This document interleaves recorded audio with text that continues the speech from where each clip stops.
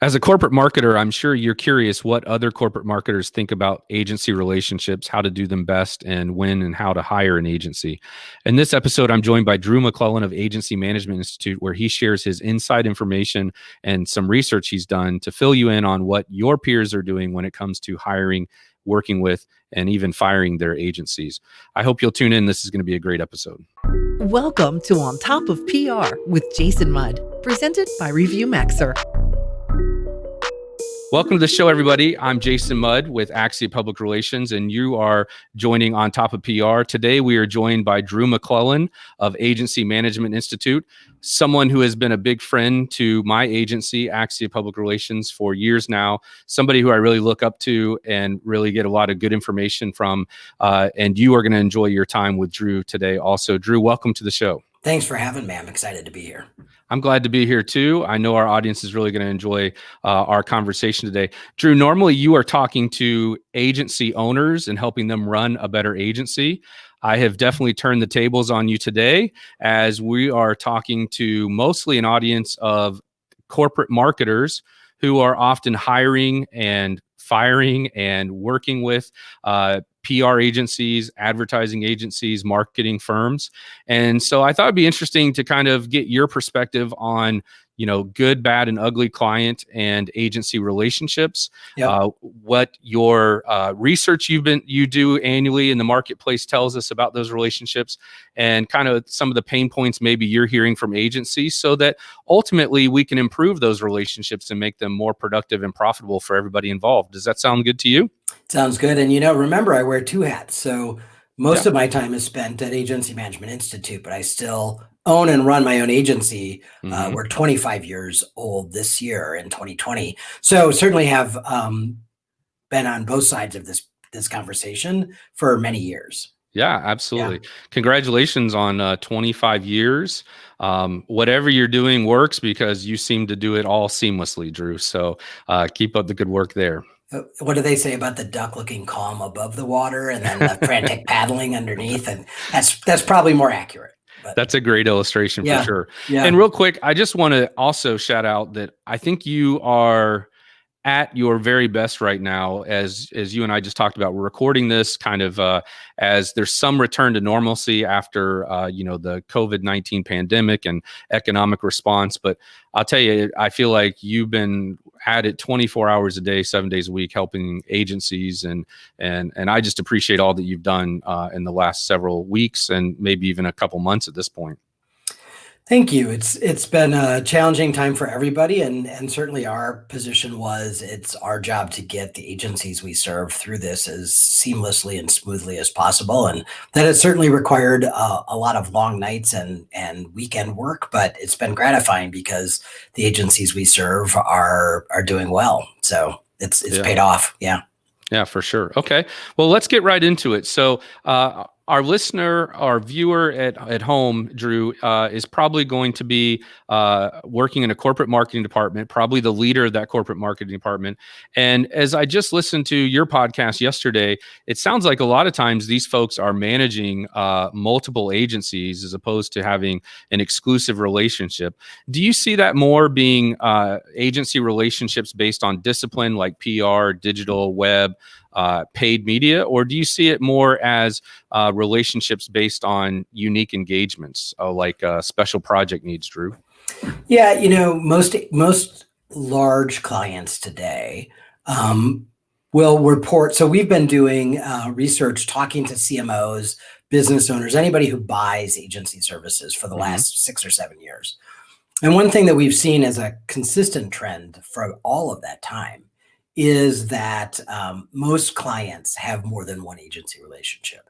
And typically what they're doing is they're hiring agencies for their subject matter expertise. So they're going to have a PR firm, but they might also have an SEO firm, or they might have a web dev shop, might have a lead gen agency. But one of the things we've seen in the last couple of years is the fatigue factor. So CMOs are starting to say, you know what, managing these 6 or 7 or 8 or 2 or whatever it is, relationships takes a lot of work and coordination. And so I'm not really sure I'm getting as much benefit as I am putting into all of these relationships. So what we're seeing is a consolidation. They're typically not consolidating down to one, but they are consolidating down to a smaller number. Interesting. And when you say big clients, how do you define, give us some parameters in your mind, what you perceive to be, or how your research shows what's a big client, big company, and maybe work down the scale a little bit just to help our audience understand? Yeah. So for somebody who's got a budget of, let's call it, $10,000 a month, so $120K a year, they typically are going to work with one agency. They don't have the bandwidth, and they don't have the budget to spread it out over multiple agencies. Sure. If somebody's, I would say, over $150,000 or $200,000 a year, then they're beginning probably to work with a couple agencies or three. And when you get, to the $500,000 mark or more in spending, they're typically juggling 3 or 4 agencies. Yeah. And of course, that would be what you would define as AGI, I assume, where it's the true spend with the agency, not just the out-of-pocket cost for media and materials. No, in this case, it's this is their self-defined budget. So from their perspective, from the client's perspective, from your viewers and listeners' perspective, this is their all-in budget. So AGI is sort of an agency-centric term. Right. Absolutely. Right. Yep. So no, this would be their total spend. Okay. Okay. And so, when did you start to see the trend maybe of, in my career, I saw where it was all about integrated marketing, and then it went to specialized disciplines, then it went back to integrated marketing.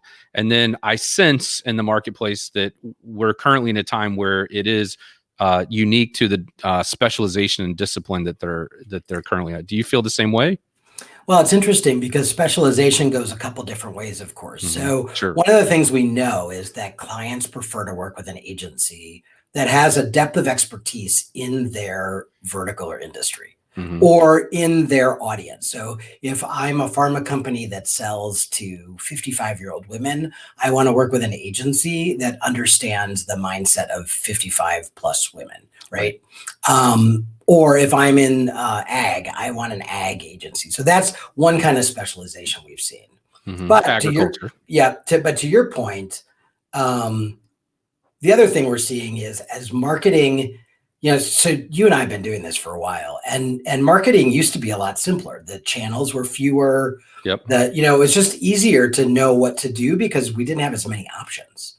And so I think as options have multiplied, so has the expectation or the belief anyway. One of the things that we see in our research is that most clients do not believe that an agency can be a full service integrated agency anymore. They find it hard to imagine that anybody can be good at everything. Right. And so I think that's what's driving the desire to cherry pick agencies based on where their expertise really lies and really counting on them to be super good at Amazon Marketplace or whatever it is.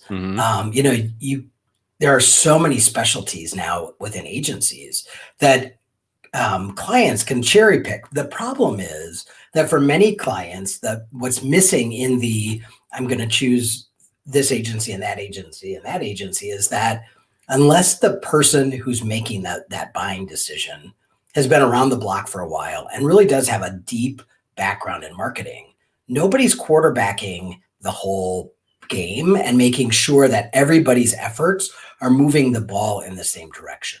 And so I think that's one of the reasons why agencies or clients anyway, have shifted to choosing a lead agency who drives the strategy and then may do some of the execution as well. And then a lot of times that lead agency is the one who's sourcing the specialty agencies underneath them.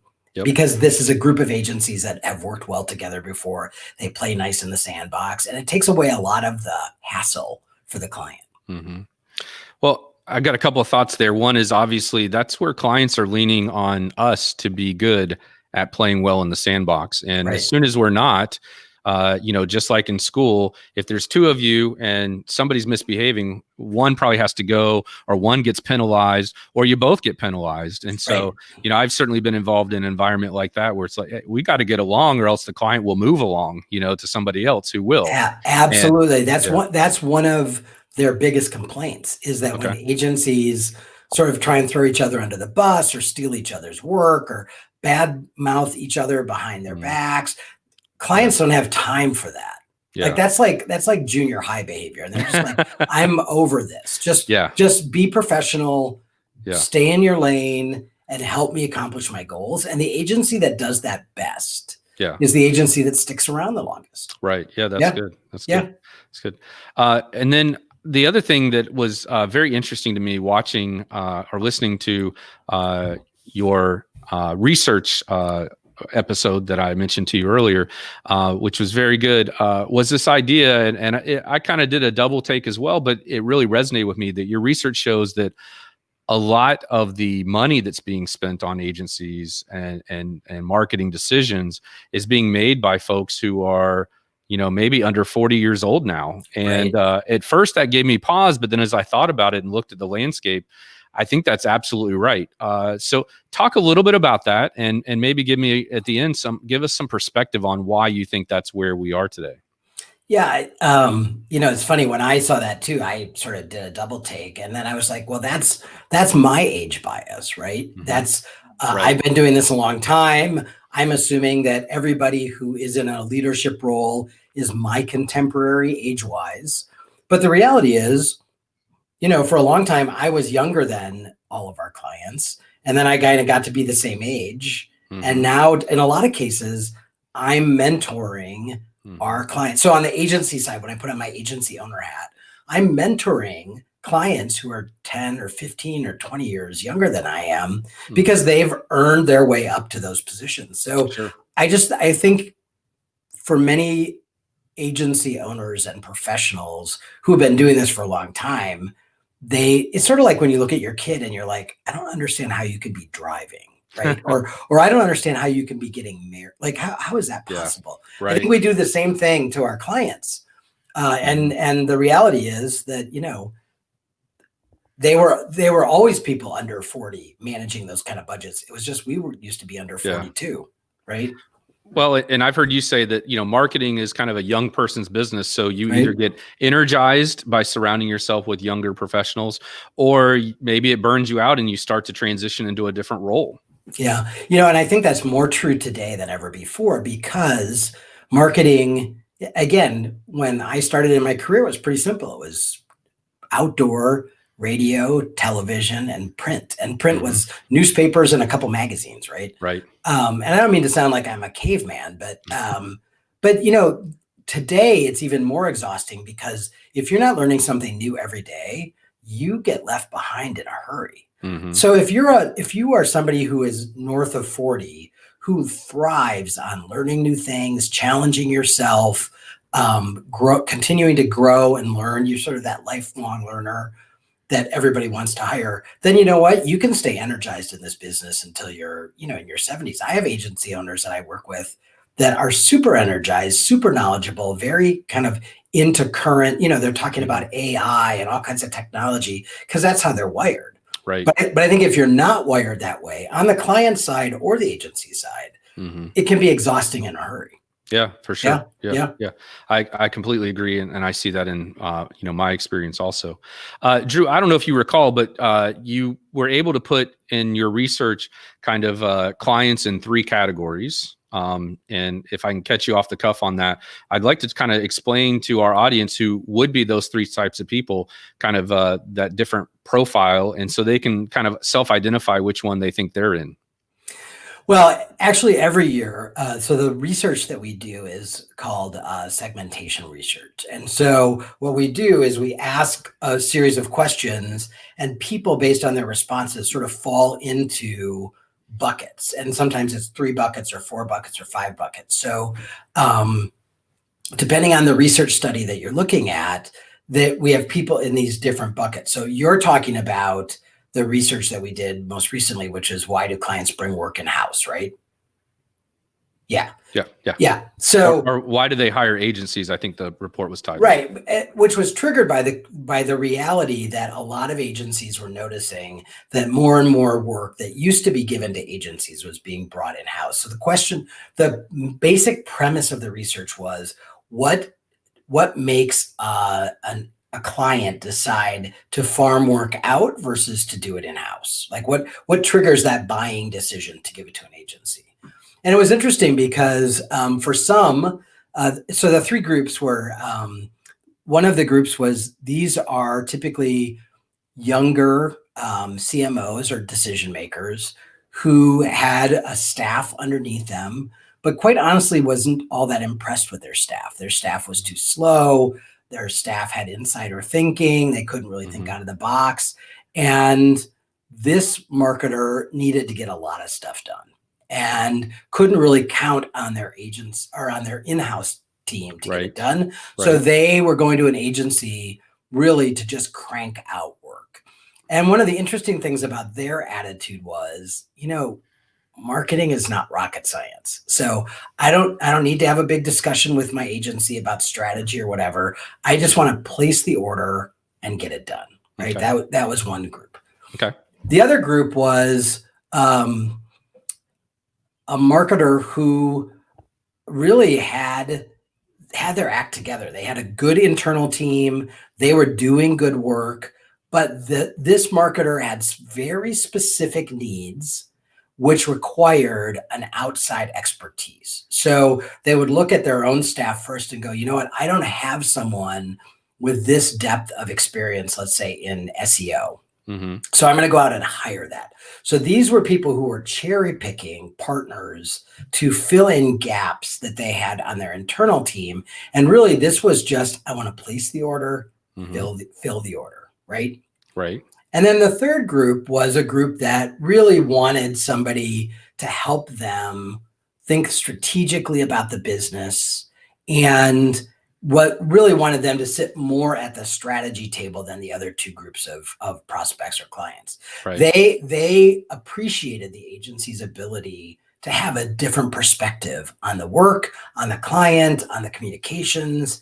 And they really did want a more of what agencies want, which is that sort of partner relationship. They really did want somebody that they could sit at the C-suite table and have discussions and help make decisions. Right. So, in some cases, people really just wanted extra hands. In other cases, which was that first group. The second group was, I want specific skills that I don't have in-house. So I'm going to be really like razor thin slicing the work and just hand out what I can't get done in-house, but my team is awesome. And then the third one is a group of people who wanted a more traditional, what we think of as a traditional, more full service agency relationship, where the thinking and the doing go hand in hand.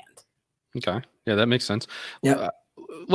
Let's go through the process, and I think we'll have to do this quickly, but let's say I'm a corporate marketer and I'm starting to think about bringing an agency on, and maybe I've never used an agency or we haven't used an agency here.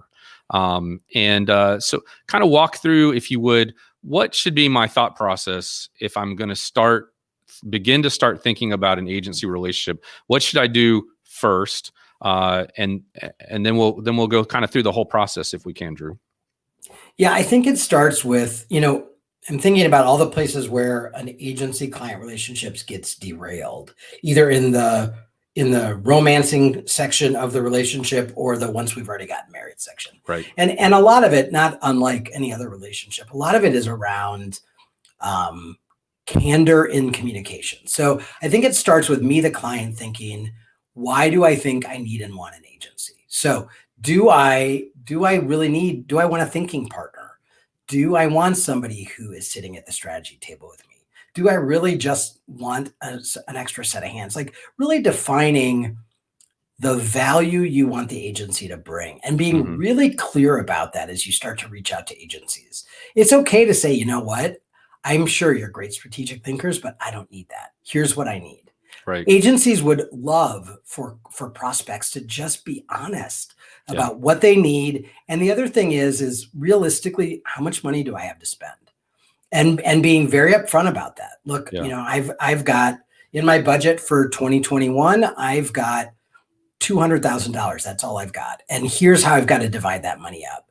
Again, the more the agency actually knows, the more a good agency can help you get the most out of your time and money that you're buying. So I think it starts with knowing what you want. Then I think the next step is sort of defining what you want that relationship to look like. Do I want to talk to them every week? Does it matter? Does it matter if they're in the same town? Am I going to do all of it by Zoom anyway because I'm on the road all the time? Like, what are my must-haves in terms of the agency? Do I want somebody who understands my industry or my audience or whatever? Like, put together the wish list and then, go shopping. And I think one of the big things is, don't be shy about asking hard questions. Don't be shy about asking for case studies or examples. But really it is about, at the end of the day, when you hire an agency, you put your job at risk, right? Because if the agency doesn't do their job, you might lose your job. Yeah. So there is nothing wrong with making a very thoughtful decision because the stakes are high. Yeah. Right. Yeah. So, typically the way this works is you would identify a subset of agencies, 5 or 10 or whatever. And then again, depending on if you're doing this all yourself, if you're using a search consultant, whatever, but you would then reach out to those, let's say 8 agencies, and you would have a series of questions that you want them to ask or to answer. And so, in our world, we call that an RFP or an RFI, a request for information, or a request for a proposal. You'd gather up that information. That information would then lead you to sort of probably rank those agencies based on their answers. You might drop a few of them off. So now let's say you're down to 5. Yeah. You might have a phone call or 2 with each of them, kind of to do a long distance chemistry check, verify some of the answers, things like that. Then in most cases, you're going to get down to 3. You're going to want to meet them in person. And honestly, by the time you're down to 3, the reality is if you've done your homework, if you've checked their case studies, if you've talked to some of their clients, odds are any of the 3 can do the work that you need them to do. But the final question, and actually I believe the most important part of whether or not this is going to work, is the chemistry test, right? Yeah. So by being in a room with them, by having lunch with them, by chatting with them for a couple hours, you're going to get a vibe from one of them that is different than the others. These are people that you have to rely on, you have to trust, but you're also going to spend a ton of time with them. So you want to like them, you want to trust them, you want to feel good about being with them. And then, I would give them a test project and see how that goes.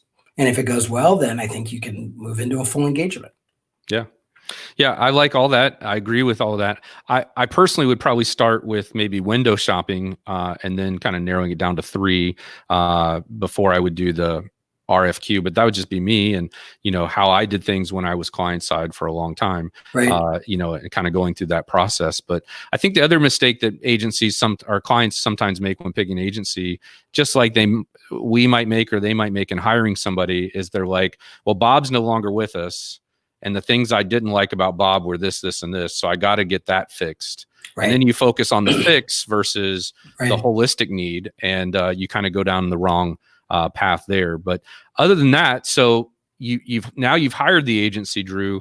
What do you do to make sure that relationship gets off to the right start?